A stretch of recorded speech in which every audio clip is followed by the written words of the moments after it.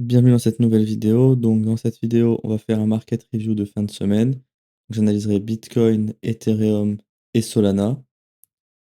Et ensuite, on regardera les news qu'il y a la semaine prochaine. Donc, avant de commencer la vidéo, je vous invite à nous suivre sur YouTube et activer la cloche des notifications pour ne pas rater les dernières vidéos publiées et être au courant des dernières analyses. On va commencer la vidéo par Bitcoin sur le daily. On a déjà fait le weekly en début de semaine avec la clôture. Donc on fera le weekly la semaine prochaine après qu'il y ait la clôture de ce soir. Donc ici, la structure baissière s'est perpétuée, s'est continuée à la baisse et s'étend jusqu'aux 80 000 $. Donc on est toujours dans un order flow baissier avec un point de choc futur ici aux 96 700. Après une grande jambe de baisse comme ça, on s'attend à un pullback. Donc pour le moment, ça sert à rien de chercher des longues parce qu'on a toujours l'order flow baissier, donc on cherche uniquement des shorts. Et sur le daily, on a cette zone qui peut être du coup intéressante pour chercher des shorts, sachant qu'elle se rapproche de l'EQ, c'est pas non plus la zone avec la plus de probabilité, surtout avec les gros FVG qui sont ici. Mais en tout cas, pour le moment, c'est le scénario actuel de venir ici pour descendre ensuite et perpétuer la structure à la baisse. Donc sur Bitcoin, on va passer maintenant sur le H4, rien de plus à dire sur le daily. Donc sur le H4, alors est-ce que ça nous fait un pullback de 30%? Oui. Donc là, on a eu un pullback. Ah non, ok, non. On n'a pas eu de pullback. Donc la structure s'étend à la baisse. Donc ce scénario n'avait pas marché. Comme j'avais dit, c'était peu de probabilité qu'il marche avec les gros FVG ici et une grosse jambe de baisse étendue. Par contre, ici, on en a eu un qui s'est réalisé, que j'aurais pu tracer en temps réel. Scénario qui s'est perpétué à la baisse avec un nouveau lot. Donc pour le moment, alors qu'est-ce qui s'est passé là? On a eu du changement depuis. L'order flow était baissier jusqu'à la cassure ici de cette mèche. Donc là, on est dans un order flow haussier sur le H4 avec un point de choc futur sur ce lot ici. Donc qui dit order flow haussier dit qu'on cherche des longues. On est potentiellement dans le pullback de toute cette structure baissière. Donc un minima pour venir retravailler CFVG, je pense. Et après, on en a un ici. Et après ça, ce sera des zones très bien pricées dans la zone discount du range, qui plus est autour du chiffre rond des 100 000 $. Donc ça pourrait être une zone très intéressante pour notre pullback. Donc on verra si on y va maintenant ou pour plus tard. Pour le moment, on cherche des longues pour chercher le pullback. Donc la première zone pour longue sur le H4, elle est comme ceci, qui pourrait target la zone daily. Je vais l'afficher sur le H4. La zone daily que je vous ai montré précédemment. Donc là, on pourrait chercher des longues.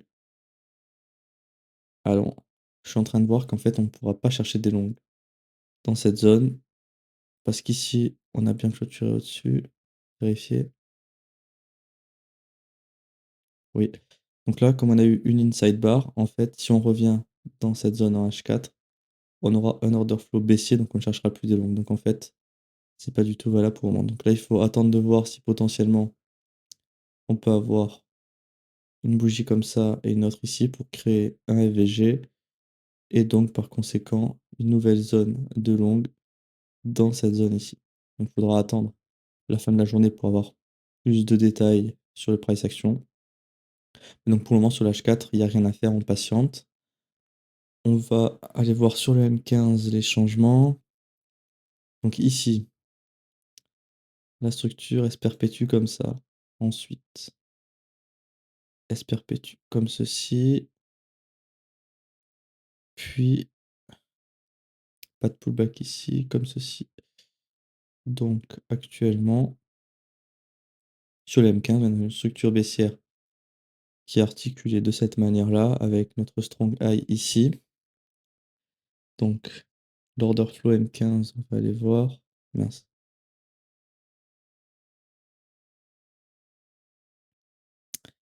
Donc clôture ici, inside bar. Donc on est haussier avec un point de choc futur qui est sur les 86 300. Donc on cherche des longues. Pour le moment, on n'a pas de FVG confirmé. On en a un microscopique ici, donc ça ne m'intéresse pas. Et potentiellement ici, il y a un scénario qui s'est réalisé avec un gros FVG qui était là, donc un POI en M15 ici, qui a fait office de support pour le prix pour aller chercher le high d'ici. Est-ce qu'on voit des targets? Ouais. On arrive dans une zone qui est pas très avantageuse pour chercher des longues, étant donné que si on respecte le schéma structure, on arrive proche du strong high, donc pour potentiellement faire un retournement et perpétuer la structure à la hausse. Donc là, moi, à la rigueur, ce que j'attendrais pour chercher des longues, c'est qu'on retourne cette structure à la hausse, si c'est le scénario actuel qui va se réaliser, hein, évidemment.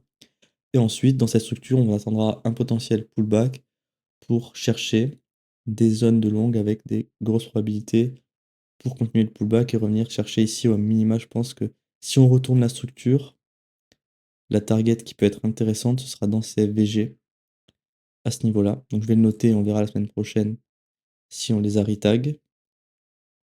Moi, c'est ce que j'attendrais. Petit retournement de structure, pullback avec un POI pour le hanger order flow haussier pour chercher ici potentiellement des profits dans ce FVG. Donc on verra si ça se réalise, s'il y a des setups d'entrée. Mais sinon, c'est tout pour Bitcoin sur le M15. On va continuer la vidéo avec Ethereum. Donc Ethereum, on va commencer par le daily. Le weekly, c'est pareil. Il a déjà été fait. Donc la structure s'est étendue à la baisse. Donc l'order flow est toujours baissier. Donc on cherche des shorts sur Ethereum. Cependant, on n'a eu aucun VG entre l'order flow et le point bas de la structure. Donc il n'y a aucun POI pour chercher des shorts. On voit un gros FVG ici qui est encore vacant à 100% et qu'on n'a pas retesté. Donc ça, pour moi, ça pourrait être une zone intéressante qui pourrait attirer le prix et donc potentiellement retenir l'order flow à la hausse. Par contre, si on vient dans cette zone et qu'on retourne l'order flow à la hausse, il y a peu de chances de chercher des longues, étant donné que c'est dans la zone discount du range daily. Donc, théoriquement, on est censé arriver dans la fin du pullback pour perpétuer la structure à la baisse. Donc pour le moment, on attend, on peut essayer de prévoir ce qui va se passer. Mais là, la réalité, c'est qu'on n'a aucune idée de ce qui peut se passer sur le daily. On s'attend potentiellement à un pullback, mais l'order flow haussier se réalisera, enfin, se retournera uniquement à ce niveau-là. Donc pour moi, sur Ethereum, il n'y a rien à faire sur le daily, il vaut mieux patienter. On va regarder maintenant sur le H4. Donc, sur le H4, alors, est-ce qu'on a eu un pullback? Pour rappel, un pullback, il faut qu'il y ait 30% un minimum de retracement. Donc là, oui, on les a atteints. Donc la structure, elle s'était perpétuée comme ceci. Donc nouveau pullback. Voilà, notre structure s'articule comme ça. Donc on a eu un BOS interne et un BOS comme ceci. Donc sur le H4, on a un order flow qui est aussi haussier suite à la cassure de cette mèche ici. Ces scénarios sont plus valables. Notre dernier, ok. Donc pour le moment, contrairement à Bitcoin, si on revient dans notre POI à ce niveau-là sur le H4, ce sera une zone pour potentiellement chercher des longues pour continuer le pullback. Et là, pour mon avis, le pullback il va se diriger vers nos FVG ici. Donc, alors évidemment, tant qu'on casse, si on casse ici, si on mèche, on casse cette mèche ici, l'order flow baissier futur sera à ce niveau-là de l'inside bar. Donc, le scénario sera plus valide. Mais pour le moment, on peut avoir un scénario comme ceci pour repricer le gros FVG qui plus est dans une zone discount du range H4 qui serait intéressante pour du coup avoir un comblage de CFVG et ensuite perpétuer la structure à la baisse. Bon, ça sert à rien de chercher des shorts pour le moment. On a un order flow qui est haussier, donc le seul scénario qui peut être traçable, c'est dans cette zone ici. Donc sur le H4, je vois rien d'autre de spécial sur Ethereum, donc on va continuer avec le M15. Donc sur le M15, alors on avait une structure ici, ok. Bon, la structure, elle s'articule comme ceci. Alors on en a fait une ici, comme ça. Donc on avait une structure comme ceci, qui s'est retournée à la hausse. Donc notre strong low est ici. Donc là, on a eu un pullback pour moi. Plus de 30%, ça se voit. Donc, On attend une clôture ici pour perpétuer la structure à la hausse et donc après ce serait très intéressant pour chercher des longues si la structure est toujours haussière et l'order flow haussier. Pour le moment, on a un order flow qui est haussier avec un point de choc futur à ce niveau-là. Et le premier POI à longue sur le M15, il est ici. Pour moi, tant qu'on ne prend pas la liquidité à ce niveau-là, il y a de fortes chances qu'on rebondisse dans ce POI. Par contre, si on vient d'abord super la liquidité ici, pour moi, je ne chercherai pas des longues dans cette zone, étant donné qu'on a eu une prise de liquidité qui a retourné le prix. Donc potentiellement pour alimenter un mouvement baissier. À voir si on arrivera à clôturer quand même au-dessus pour que la structure se perpétue à la hausse et qu'on vienne dans une nouvelle structure haussière, qui donc pourrait potentiellement être intéressant ici pour chercher des longues. Par contre, si on a juste une mèche qui prend la liquidité et qui redescend, ça m'intéresse pas. Donc ça sert à rien de regarder, même si on est en train de le faire maintenant, il reste quand même 11 minutes avant la clôture, donc ça sert à rien de se projeter pour le moment. Même si là, évidemment, la bougie reste assez franche, hein, ça peut clôturer. Clairement, bougie marteau et juste une grosse mèche. Donc on va attendre et on verra ce qui se passe après la vidéo du coup. On va finir la vidéo par Solana sur le daily. Donc la structure s'était perpétuée à la baisse ici. Au nouveau strong high est sur ce niveau-là. Et le week clos est ici au 121,55. Solana, l'order flow est baissier jusqu'à la cassure ici des 145 $. Donc là, on est dans une potentielle zone de retournement avec un POI daily qui peut être à exploiter. Par contre, moi je vois de faibles probabilités pour ce POI sur le daily étant donné qu'il est dans la zone premium du range. Ça ferait un petit pullback, sachant qu'on a des gros FVG vacants ici et là, de la liquidité qui s'accumule avec les mèches de ces niveaux-ci.